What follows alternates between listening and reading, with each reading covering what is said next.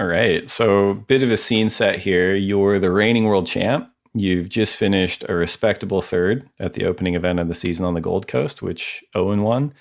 And you've been rampaging through the drug-aware Margaret River Pro. 1927 over Jacob Wilcox in round 3, 1916 over Michelle and Connor in round 4, 1804 over Michelle in the quarterfinals, and now we're here. So you're having a really good event at this point. Yeah, that was fun. All right, you're number 12. Why are you number 12 in terms of jerseys? Just one more than Kelly? No, when the whole jersey number thing came out,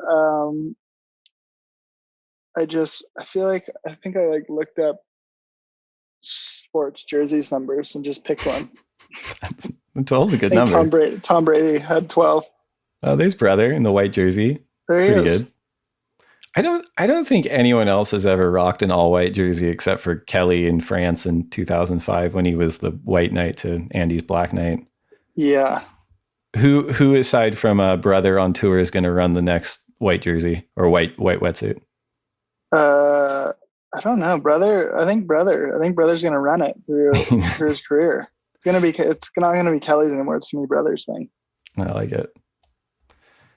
So you don't have inside position here with Jack at the start of the heat. Is that something that's important to you, or what was going on? Yeah, I like to just get the heat started. Right. Kind of. I don't like to.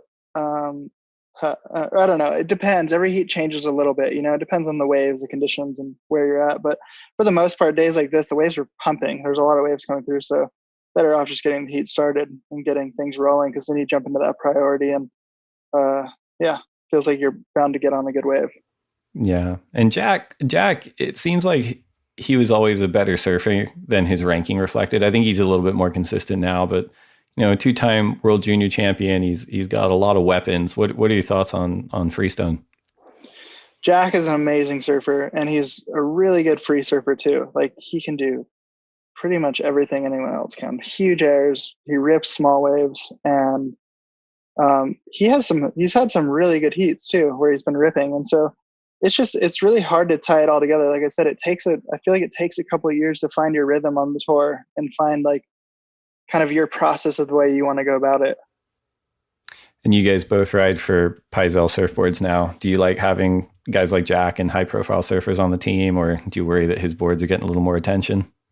No, I think it's super cool actually, because it's always nice to have other good input like that. And I think I was injured last year, and then one of the boards I ended up riding last year, the Shadow, I think Jack had been riding it a bunch and said he really liked it, and then so Pyzel made me one and I came out of it. And so it's really nice to have that, so like I'm injured and Jack's surfing, and then he finds a really good board he likes, and you can kind of play with it. You guys get to feed off each other pretty well.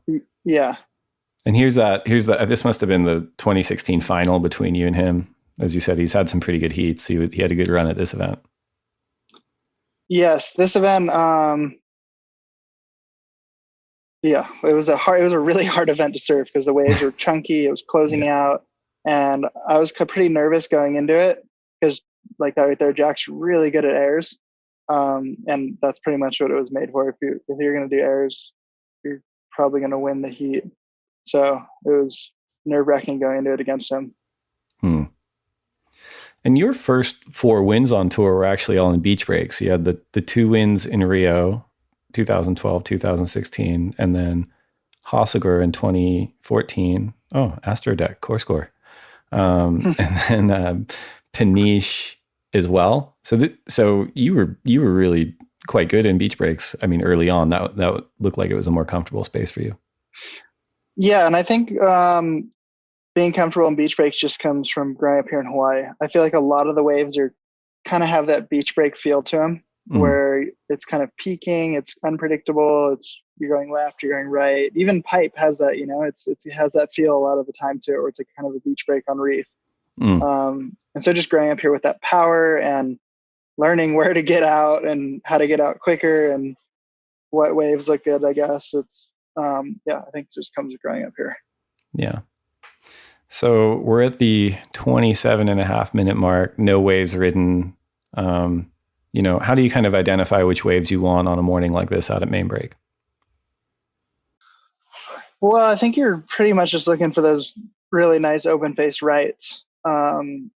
So there's the occasional left sometimes, but where we're sitting at this point when it's this big, you're kind of outside where the good lefts are, it feels like. The good lefts are the ones that kind of run underneath it. And so you're just waiting for those sets that are coming in that have that nice kind of bend on the wall where you can kind of just open up some turns. And I think my first wave I got a little barrel, and I was really stoked to get that wave because Jack didn't even really look at it. I got a barrel and then did a couple turns and got like a 7. So you can kind of sneak these like mid-sized ones that are so good out there. You take off and all of a sudden you have this canvas in front of you and you're just like, you get so excited. You're like, oh, what am I going to do here? You guys are actually kind of, you sitting over on the left. So when you're getting rights there, you're not actually even sitting at the peak apex. You're kind of backdooring that first section from the side of the left, right? Yeah, we might be sitting a little deeper here though, because the priority hasn't been set yet. And so just making sure I don't maybe give him the best position to get a really good wave if a really good wave did come in. Sure. So like I said, you definitely have to play it to the conditions. But you can see this one was like a little bit of a deeper one and had that little bit of a barrel, and it worked out for me. And I know you said you like to get started early on. Like, do you care if you get the very first wave, or are you just looking for a wave early in the heat to get going? It's like I said, depends on the conditions, and where you're at. But for me, I like getting the heat started for sure. But I also sometimes, like last year, I had a couple really good heats where I didn't get the first wave, and the other guy took the inside, got the first wave, and I kind of just sat out the back. Like at Bell's, I did that a lot. Just because there were so many waves coming through, I was like, okay, he can have it, and I'll just wait until a big open face right comes and just try to do my thing, surf the best I can. And you've spent a lot of time in WA over the course of your career, whether it's filming for movies, and it seems like you and your family like to be out there quite a lot. What do you like about it in West Oz? West Oz is an amazing place. I don't know. It's one of my favorite places on the tour. It really has that feel of Hawaii to me, like tons and tons of waves, lots of power. It's cool because the predominant wind blows into the rights, which in Hawaii, it's the complete opposite. It blows into the lefts. And so having it blow into the rights like that is just so exciting for me because we never get that at home. And I'm just like, oh my gosh, you can do the biggest airs when the wind's blowing to the rights like that. So I always get really excited about that. And I can ride the boards that I ride here at home all the time, which I love. Right. Now you have to actually punch through the end of this barrel here. Is that easier than it looks? Because it looks kind of hard. I think that one wasn't too bad of one. Sometimes you can see it when you're in the barrel and you kind of start riding up higher and higher and higher. And then you kind of like get on that back foot and kind of brace for impact of the lip. And then it kind of shoots you out. That one looked kind of a little bit frothy and open though. It didn't look so much. Sometimes it's just a complete like lip that hits you.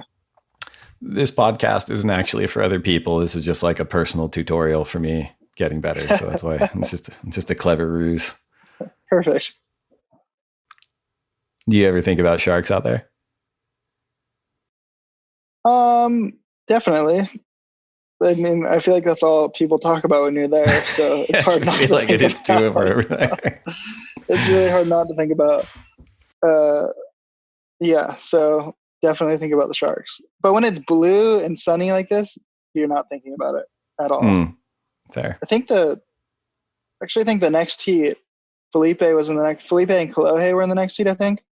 And they got called out of the water because a few sharks came through the lineup, or like a big salmon pile came through. But it's hard to think about when it's sunny, blue, and offshore. Oh, here goes Jack.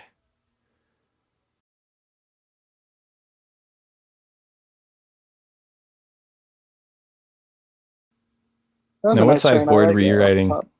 Yeah. I was riding a 6.2. Okay. Which may have been a little smaller than some of the guys' boards. Holy crap. Yeah, that was fun.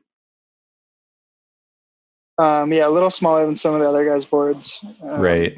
And I think that just comes from this hurts so bad right here. I hit the rock so hard. Thought I broke my arm. Yeah, what happened here? So that first turn felt so good. And that's like my favorite feeling is like when you're going into a turn like that and you're just being pressed against your board and everything's really holding in. And then I was all excited after I got that last turn in. And then when I came out of the last turn and looked up, I like saw the rock draining out and I didn't know what to do. I was like, oh no.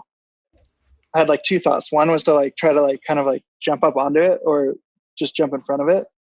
And so I jumped in front of it and just went like elbow first, just boom. And I remember just being underwater being like, oh my God, I just broke my arm. Yeah, you look like you're in a bit of pain at the moment. Yeah, it was so sore. It was like one of those ones where it's just such a deep pain, like all the way up your arm. Oh, Perry Hatchett. Perry Hatchett's on the ski. What's he saying? Yeah. You're fine. Nah, it's all right. It was a pretty deep little cut on there. I think I had to get a few stitches after the heat. Right. Oh, Perry was he was the head judge on tour when I started. I think him just saying you're fine is probably the most accurate thing. Yeah. Yeah. And then I remember I was going back out here and I was just like, oh, it hurts so bad. Yeah, it hurt. Now on that first turn, it did look like what you were saying before. You actually kind of came from the left side of the peak and banked around the apex. So here it is again, I guess. And you actually got the timing looked really well for that section, where maybe Jack wasn't in the right spot. That was one of those mid-size ones, and you're getting in kind of from a little bit deeper on it. And you're just getting so much speed because you're coming from around at bottom turning and coming right up into that pocket of it where there's like the most power in the wave. And when it's really smooth like that, you can just kind of lay into it and push as hard as you want. So this was the 6.2 Ghost model from Peisel? 6.2 Ghost, yeah. Had he even released that model yet, or was this kind of a prototype at this point? I think he was just starting to release it. Yeah, this is the first event that I really rode it in, and I was like, whoa, this board's pretty good. It's a good outing for the board. Yeah. I had ridden it in Hawaii, the end of the winter here in Hawaii a bit, and rode it. I thought it was a barrel board at first because of its shape, and Peisel kind of explained it to me like that. But then it was so loose that I just started doing more and more turns and surfing it a lot more. Airs, turns, everything. I felt really good on it. Well, it's worthy of the 17 replays we're getting here. Yeah. Oh my God, dude. Yeah. It's just not a good place to fall. No, it hurts. So you're probably bleeding at this point. Are you thinking about sharks now or no? I think Jack said something about sharks. Started paddling away from you or something. I was like showing him it and I was like, oh, is it bad? And he's like, oh, it looks pretty deep. And then, yeah, I mean, I was bleeding and then there were sharks in the water for the next heat. There you go. You brought him in. Yeah. Oh, wow. So you did get it. I think that came in at a 937. Jeez. Yeah. And then I think at this point, I was pretty fired up. And so the adrenaline was building back up and the pain was still there, kind of going away. And I was just like, okay, I'm just going to wait and try to get one more clean wave. Yeah. But I mean, at this point I was feeling pretty good. Jack only had a 4 and had a 9.7. Yeah. I mean, I guess that's a good question too, because it's the semis. You're bleeding from your elbow. You've comboed Jack. You've got one really excellent score and one really good score, and Jack doesn't have anything. Did it ever cross your mind to be like, look, I'm going to go in and just see how it goes, or no? No, it didn't. No, that didn't cross my mind at all because I was able to move my arm. I was able to paddle, and I was like pushing up my board and stuff. And so I was like, oh, it still works. Just going to keep going. Still functions. Strider, hardest working man in surfing. Yeah. Do you ever talk to him out in the water when you have heats with him? Yeah, or Strider. Yeah, Strider. I don't really talk to him, but he's always fired up on a run. You're playing by and he's like, He's talking to you. oh, yeah, he's fired up and you're like, yeah, that was sick. What about with Jack? Do you ever talk to like Jack or other competitors much, or you just kind of keep to yourself? I think it depends on the heat, the circumstance, the waves, the competitor. Some competitors are, Jack and I think, talk sometimes when we have heats. We definitely talked in this heat. I was asking about my cut. And then, but sometimes you get in a heat and it's just like a big heat or the waves are grindy and you're just trying to focus as much as you can. Right. We were talking to Tanner a couple of weeks ago. He was talking about a heat with Kelly and, you know, the infamous, like, do you talk to Kelly? Do you let Kelly talk to you? And he's like, no, he's like, I try not to. And he goes, I tried to break away, like, and run all the way to middles to paddle out. And I avoided him. But then, you know, he ended up like running all the way up to me and like this army of fans was coming behind him. And it was worse than if he just talked to me. Like, that's funny.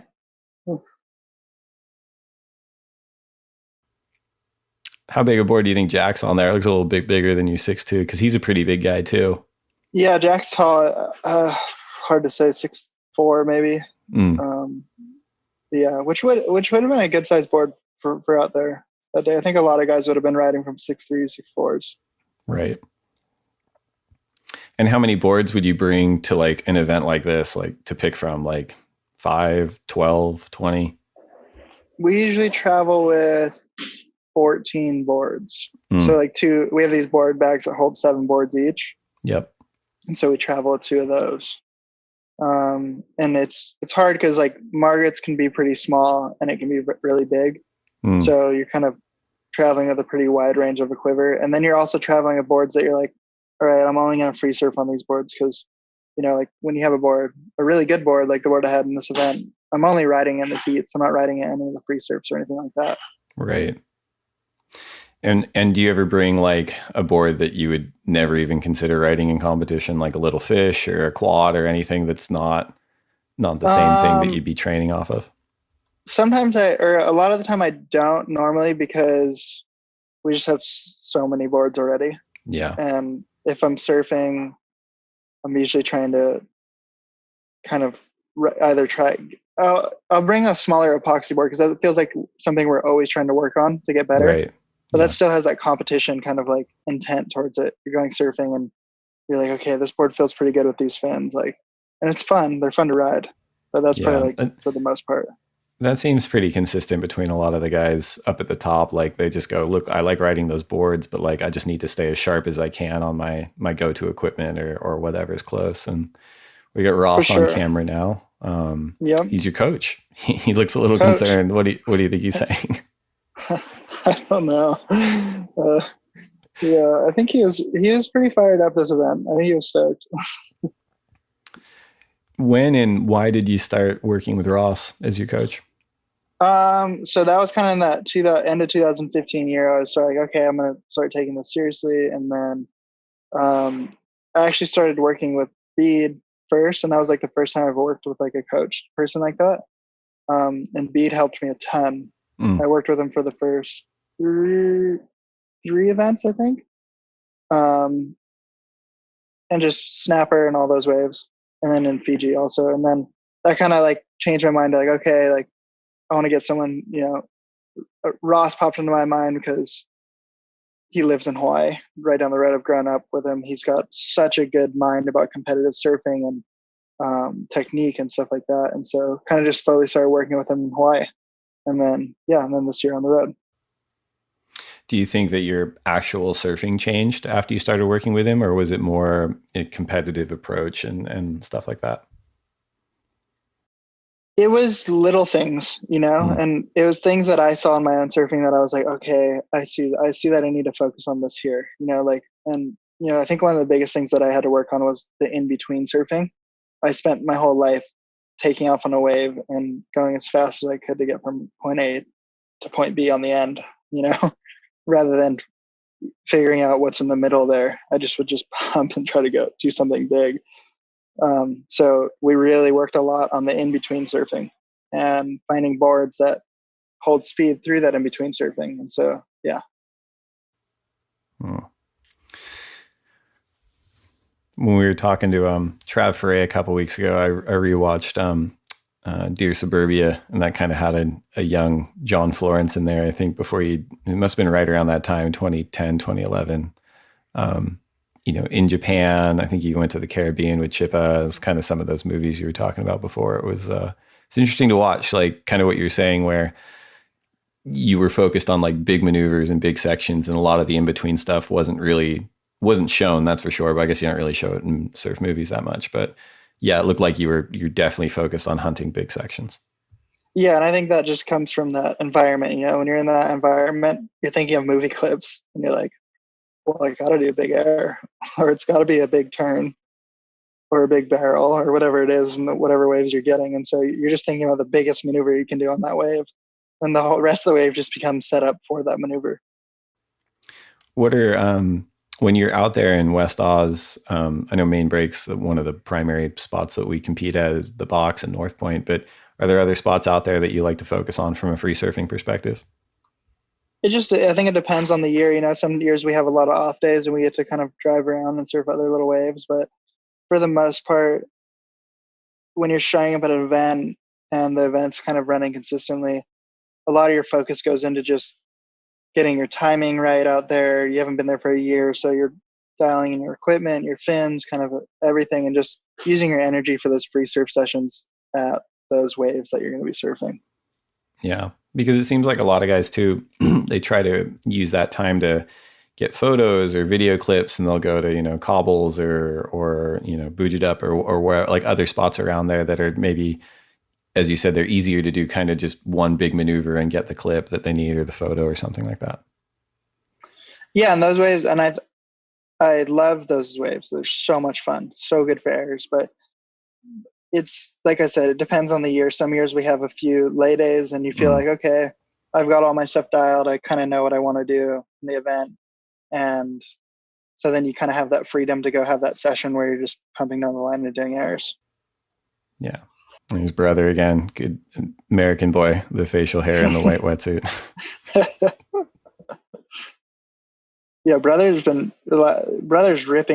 rips out Main Break. He's such a good surfer out there. Yeah, and as you said, you've known him since you guys were little kids. Yeah, we've grown up together, and then it's been so much fun because the last couple of years we've been surfing together a lot on the tour, and we stay together in Brazil, and it's just been fun because he's so fired up on competing, and he's just fired up, and so it gets me super fired up too, and it's great to have that energy and around.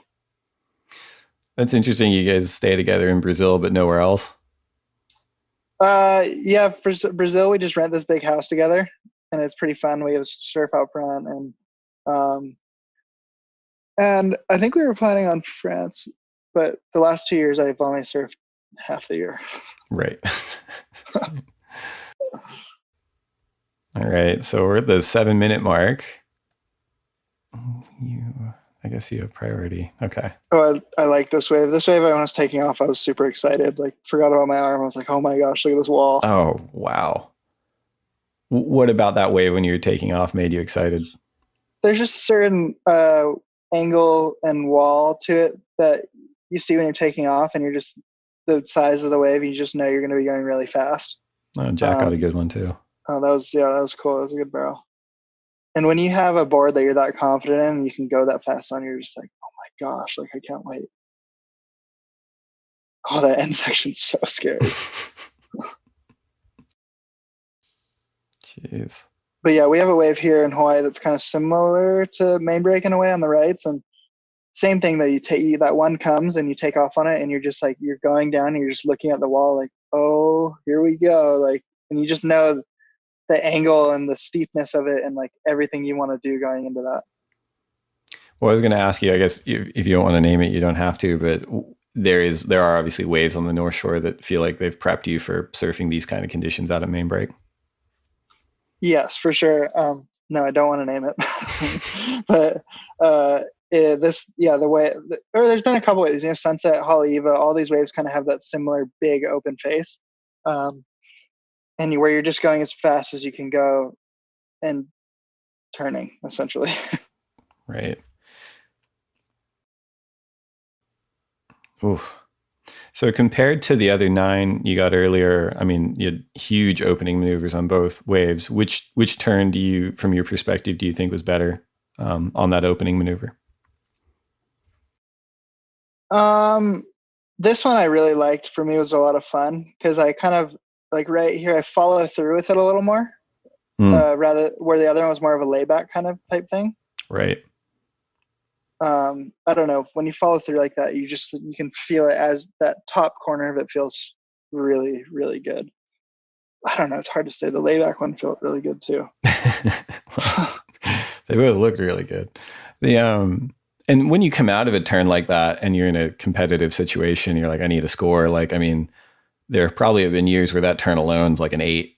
Like when you come out of that wave, are you just fired up to keep surfing the whole thing as much as you can? Or you're like, no, I'm a little bit spent. I'll just kick out or I'll just kind of tap it at the end. Cause you finish this wave really strong too.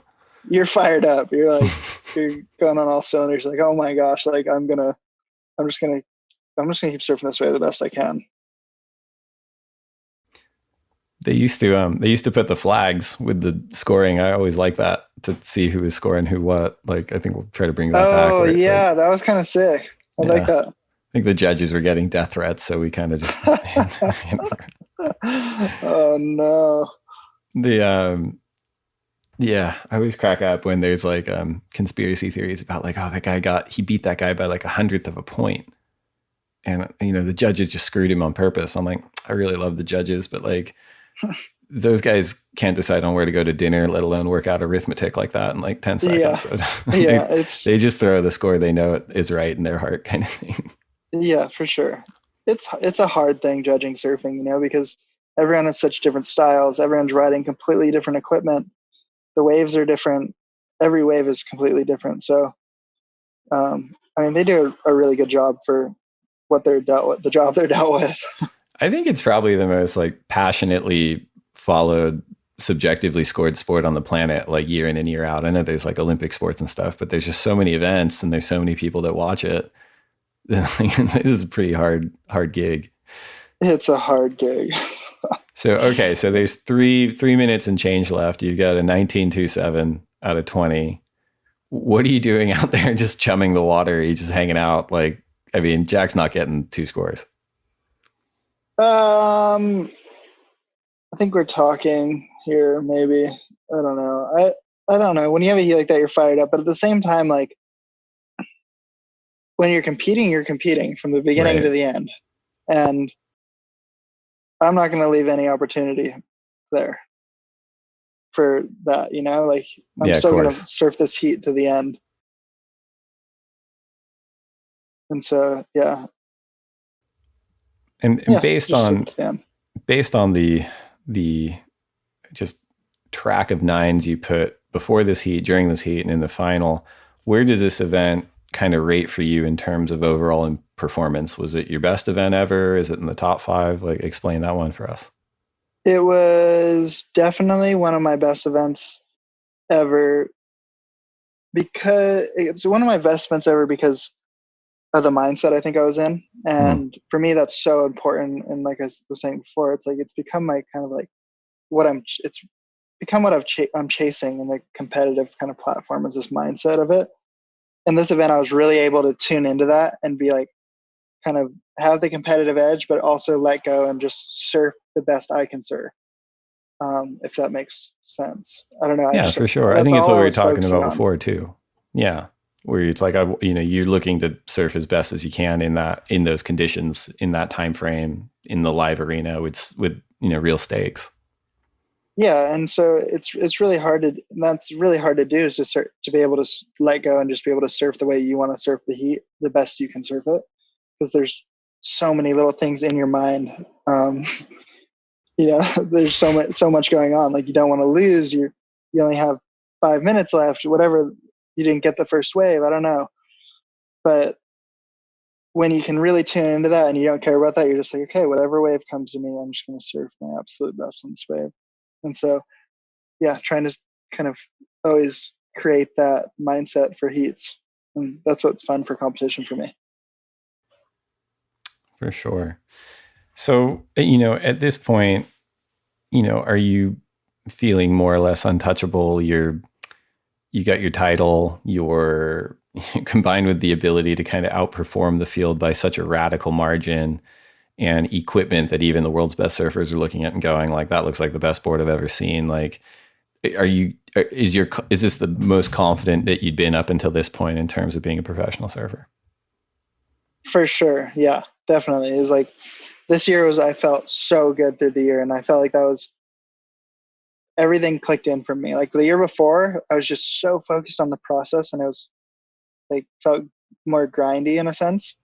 Where this year I just felt like I was able to really kind of just like take a deep breath, let go, and just let myself compete kind of. Right. And in doing that, like I had some of the most fun heats of my life. This one looked like a fun one. Until right. Oh yeah, maybe not that part. So you said you had to go get stitches in between this heat and the final? Yeah, I thought I broke my arm, but it just was super bruised. It was so swollen for like a week until bells started. Yeah, it was sore, but it was cool though, because I was like, my arm hurt so bad, but I was just so fired up, and just adrenaline's going. You're just like, oh my gosh, I can't wait for the next heat. And that heat ended up being against Brother as well. Yeah, we've had 2 finals out there together now, which is pretty awesome. Oh, I mean, it's awesome for you. You beat him twice. Yeah, I'm stoked, but I don't know. I just have had luck with waves, I guess.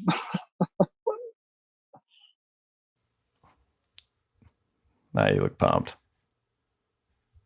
Yeah, that was a fun heat. That was a fun event. It was one to remember for me for sure. It's one that I always go back to when I'm getting ready for the year of like, okay, what kind of mindset am I looking for? And it's like, that's like my mindset. Replicate the conditions that you kind of went into that event psychologically and say like, okay, if I can do this at every spot, even if the waves are different, the stakes are different, I can kind of come out on top. Yeah, and it's hard because everywhere is different. There's always different situations. So, but it's just that kind of overall like relax of the shoulders, like, okay, I'm just going to surf my best here. And that's all I have to worry about. I don't know. That was just what was in my head that whole event. And, some of the best heats I've had since then is when I've been really able to click into that kind of mode. Do you like that?